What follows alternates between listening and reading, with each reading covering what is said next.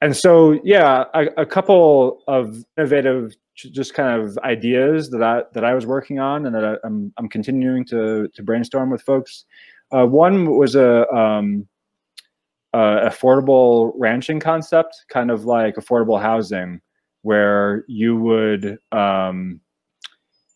buy the place based on what the carrying capacity of the ranch, using the natural resources on the property, a hunting lease, the cow calf operation, a fishing guide, just like what, instead of relying on a second job, whether you're a CPA or in the oil and gas industry or an attorney.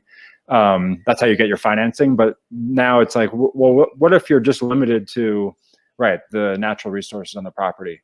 And I know that there's a couple of pilots that are, we've gotten a couple of appraisals on that. And as you may imagine, that spread between the before the easement and after that kind of an easement is really, really large. We're talking 80%, 90%.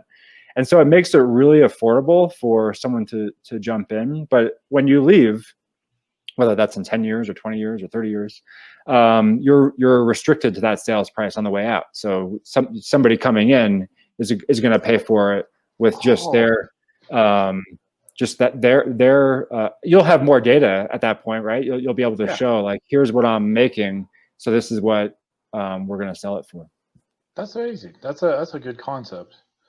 So I think that's the interesting thing, and I think we never really talked about this on the phone, but that's the difference between the distributed, the decentralized, and decentralized approaches to economies. That's a very distributed type of. That means that the risk is spread out, and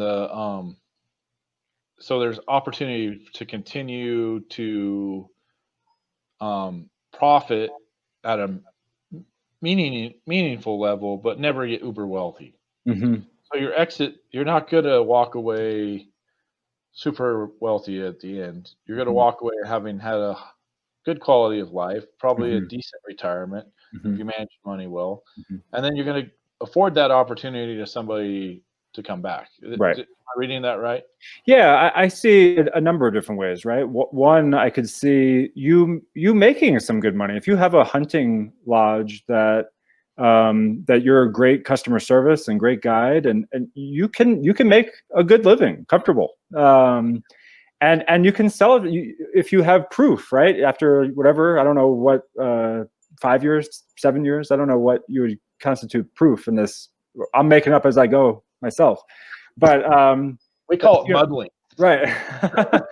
But also, I see it as something that may not be right forever. That this could be, right, your gateway drug. That you do well enough that you can buy something at market rate, or you can expand. You can have your home base, and now you can get a lease with the BLM, or you can get a lease with State Land Board, or you can buy something that doesn't have the infrastructure, doesn't have the barn and the house. It's just raw land. You can do that when you have a base. And you also, I think the one thing the value that you didn't touch on was the experience. You have a good, safe place to experiment, fail, and recover. Right. And then as you mature, then you're going to be able to take on riskier acquisitions and grow your numbers. That's a great point. Yeah, I failed 3 times. I'm on my 3rd cattle herd. So some of my biggest successes are failures. I think we need to embrace these failures, right? Yeah. So I sound like Yogi Berra when I say that. Yeah. Well, his sayings continue to endure on, so there must have been something there. Right.